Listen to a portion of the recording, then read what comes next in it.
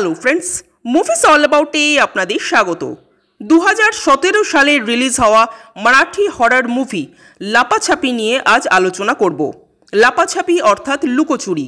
এই মুভির গল্প সম্পর্কে যদি বলি, এক দম্পতি যারা শহরে থাকেন তারা নিজেদের কিছু আর্থিক সমস্যার দরুন কিছুদিনের জন্য একটি গ্রামে থাকতে যান।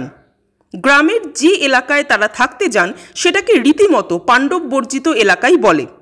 স্ত্রী প্রেগনেন্ট হওয়া সত্ত্বেও তার স্বামী কাজের জন্য মাঝে মাঝেই স্ত্রীকে সেই পাণ্ডববর্জিত গ্রামে রেখে শহরে যেতে থাকেন।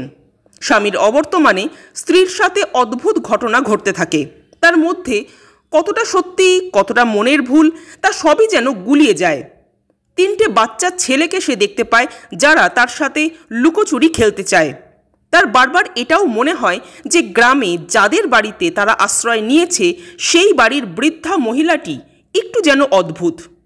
তার মনে হতে থাকে সে যেন একটা গোলক ধাঁধায় ফেসে গেছে।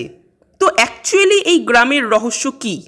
মেয়েটি যা দেখছে যা বুঝছে তা সবই কি তার মনের ভুল, নাকি এর পেছনে আছে কোনো ষড়যন্ত্র? সেসব জানতে হলে আপনাদের মুভিটা দেখতে হবে, যেটা ইউটিউবে খুব সহজেই পেয়ে যাবেন।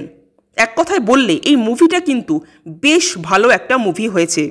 এটা মেনলি একটা হরর মুভি, কিন্তু হরর মানেই যে গুচ্ছের জাম্পস্কেয়ার থাকবে বা ভূত সারাদিন মুখের সামনে এসে ঘোরাঘুরি করবে তা কিন্তু নয়। হ্যাঁ, সবই আছে কম বেশি, কিন্তু সব থেকে বেশি এখানে অ্যাটমসফিয়ার কাজ করেছে।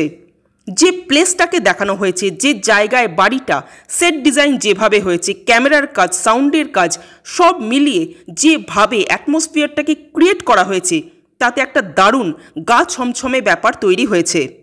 এখানে যে দুটো মানুষ মুখ্য চরিত্রে রয়েছেন অর্থাৎ হিরোইন ও বৃদ্ধা মহিলাটি, তারা দুজনেই দারুণ অভিনয় করেছেন।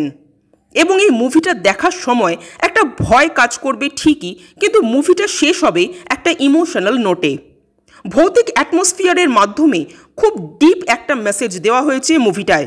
খুব স্বল্প বাজেটের একটা মুভি, এবং যারা বলে যে অল্প বাজেটে মুভি নাকি বানানো যায় না, তাদের এই মুভিটা দেখা উচিত। ক্রিয়েটিভিটি থাকলে অল্প বাজেটেও যে একটা মিনিংফুল মুভি বানানো যায় তার প্রকৃত প্রমাণ এই লাপাছাপি। আমার তো এই মুভিটা বেশ ভালো লাগলো। আপনাদের কেমন লেগেছে কমেন্ট করে জানাবেন, আর আমাদের ভিডিও ভালো লেগে থাকলে প্লিজ লাইক শেয়ার ও সাবস্ক্রাইব করতে ভুলবেন না।